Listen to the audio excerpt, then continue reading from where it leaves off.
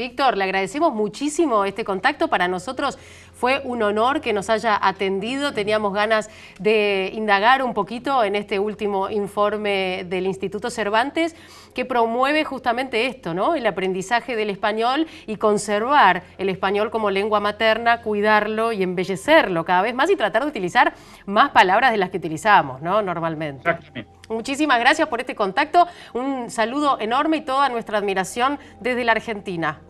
Muchas gracias a ustedes. Muchísimas gracias, qué honor, ¿eh? El director del Instituto Cervantes, ex director de la Real Academia Española, escuchaba atentamente la charla con Víctor García de la Concha, que está aquí sentado con nosotros, Monseñor Olivera, el obispo de Cruz del Eje. Muchas gracias por haber venido una vez más.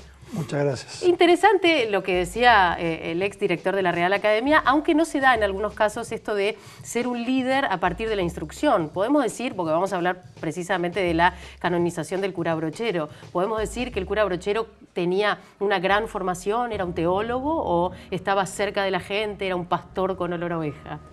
Yo creo que las dos cosas. Ambas. Pero ambas. Y por su gran inteligencia pudo adaptarse al lenguaje de la gente y a la sencillez. Es como el Papa Francisco, que habla un lenguaje muy sencillo para que el pueblo lo entienda, pero es muy inteligente también. Hay cierta conexión, ¿no? Por ejemplo, en los retiros espirituales que acostumbraba a hacer y hacer como ejercicios el cura Brochero a los habitantes de Tras la Sierra y algunas actividades que propone el Papa Francisco también. Sí, yo creo que sin dudarlo, yo tengo un capítulo en el libro que escribí que Francisco y Brochero tienen un gran parecido. Pero justamente por acercarse a la gente, por encarnar la palabra y por hacerlo muy cercano al pueblo, tiene mucha conexión. Sí, hay una conexión también en esto que decíamos, de cómo Brochero adaptaba el lenguaje también, Francisco también lo hace. Digamos, hay una frase de Brochero que dice, Dios es como los piojos, está en todas partes pero prefiere a los pobres. Así es. Digamos, como a la adaptación del lenguaje para que lo puedan entender cada una de las personas. Sí, sí. Y eso requiere inteligencia, claro. Porque la capacidad de abajarse y de llegar a que la gente lo entienda. Hay una anécdota muy simpática, predicando un retiro un erudito jesuita, donde los serranos estaban como durmiendo, dijo, padre, déjeme que yo empiece a hablar, y empezó a decir que así como lo ven a Jesús en la cruz, se jodió por ustedes, así de jodido, el tema jodido no era una mala palabra, y la gente empezó a despertar y a convertirse y logró lo que Brochero quería. Un lenguaje muy erudito para la gente más popular, claro, pero sé que tenía inteligencia para llegar al pueblo. Digamos. Empatía. Empatía, sin duda. Podía ir una semana completa sobre su mula para llegar al más necesitado. Totalmente. No, eso el orden pastoral era admirable. Por eso también coincide con lo del Papa. Cuando el Papa habla del cura salidor, es Brochero. Por eso cuando el Papa dijo que quería a los sacerdotes pastor con olor a oveja, no lo refería a Brochero. Yo ahí estaba haciendo el libro Brochero y digo, este es el título para mi libro, porque si hay alguien que tenía olor a oveja y otro tipo de olor, era el cura Brochero. Hay quien dice que es el ars argentino. ¿Podemos hacer así una breve reseña de quién fue? Sí, sí. El Papa Juan Pablo II, sí, cuando reunido con el cardenal Primatesta y otros obispos argentinos, le contaron quién era Brochero, dijo, es como el cura de ars argentino. Y Brochero era un sacerdote que murió en el año 1914, pero nació en el 1840, en el 69 llegó a Tras la Sierra y fue un cura que hoy lo vemos como un cura actual, y hace 102 años que murió. Sin embargo, tiene una vigencia y una llegada a la gente, y buscar a los que no estaban, ir a los más perdidos. Y de hecho, cuando le acusaron un poquito porque se juntaba con la gente de mala vida, dice, la culpa la tiene Jesucristo, no me la echen a mí, digamos, porque Jesús venía para ello, ¿no? Y era el cura que hoy esperamos, es el cura Brochero. Orbe 21 fue hasta Córdoba y visitó lo que es el Museo Brocheriano, un poco para conocer de dónde viene, cuál es su procedencia, dónde vivía, ¿no? Vamos a ver estas imágenes y vamos a seguir charlando un ratito más con Monseñor Olivera.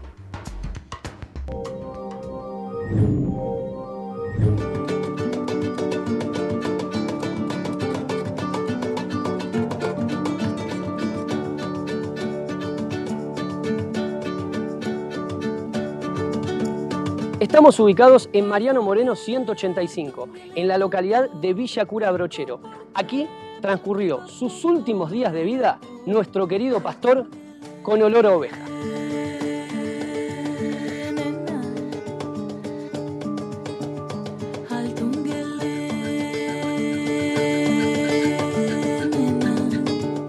Esta es la casa donde el padre Brochero pasa casi los 2 últimos años de su vida.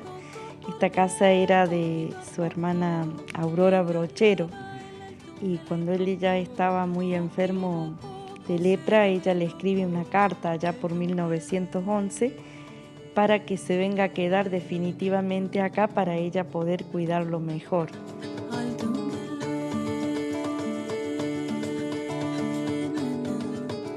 Cuando ustedes ingresan en esta primera sala, encuentran fotos de su vida y fotos de su familia y 2 árboles genealógicos. El cuadro que está de este lado izquierdo pertenece a la familia Brochero y el cuadro que está del lado derecho pertenece a la familia Dávila, que es la mamá del padre Brochero.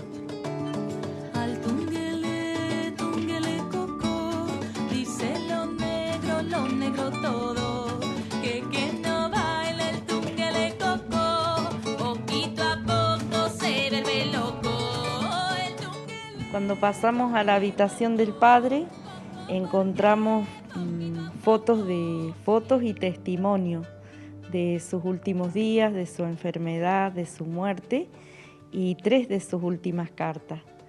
Y una carta que es muy famosa, que le escribe a un gran amigo de él. Ellos se hicieron amigos en el seminario, que es el doctor Martín Yanis, que era obispo en Santiago.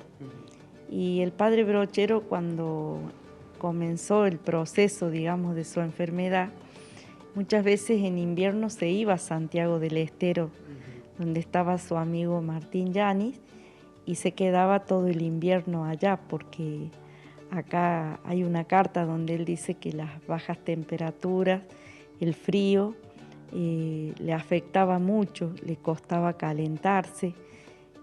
Describe en una carta que antes de irse a acostar, colocaba en su cama 2 botellones con agua caliente para poder entrar en calor, y aún así no entraba en calor. Y bueno, y por muchas razones entonces se iba a Santiago, y allá, al ser el clima más cálido, a él le sentaba mejor. Y después venía en verano, y en verano se quedaba acá en esta casa, compartiendo con su familia y la gente que lo venía a visitar. Pero también describe en otra carta que ya eran muchos los que le huían, y los va nombrando, que se habían apartado de él por medio del contagio de la lepra.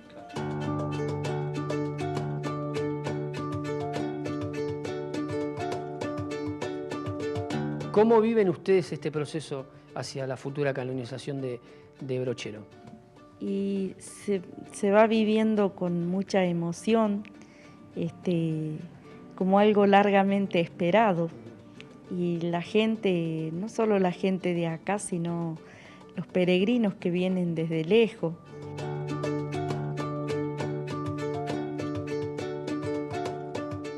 Se emocionan y lloran, y no saben por qué. Y esto sucede siempre, desde antes de la beatificación. Después como que se fue haciendo más fuerte.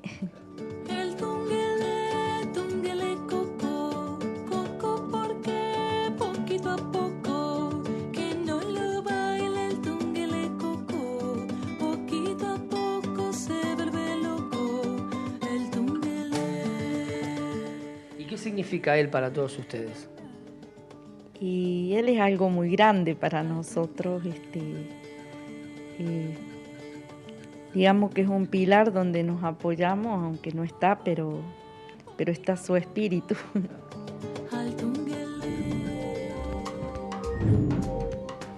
Claro, eso le queremos preguntar a Monseñor Olivera, autor de este libro, Orando con el cura Brochero. ¿Qué es lo que sienten los cordobeses, ¿no? ¿Cómo se sienten? Porque debe ser, primero, una relación muy particular, porque es una figura a la que se le pide, se le agradece, y me imagino que deben estar... ¿Han caído? Sí, es una maravilla. Yo creo que siempre lo viví como alguien presente y no del pasado. Para mí no es nostalgia de alguien que vivió. Y la verdad que la gente vive eso, un amigo, un intercesor, un padre, ir a Brochero y descubrir la gente cómo se relaciona con Brochero, las cartas que le deja frente a la imagen, frente a la tumba, la verdad que es impresionante.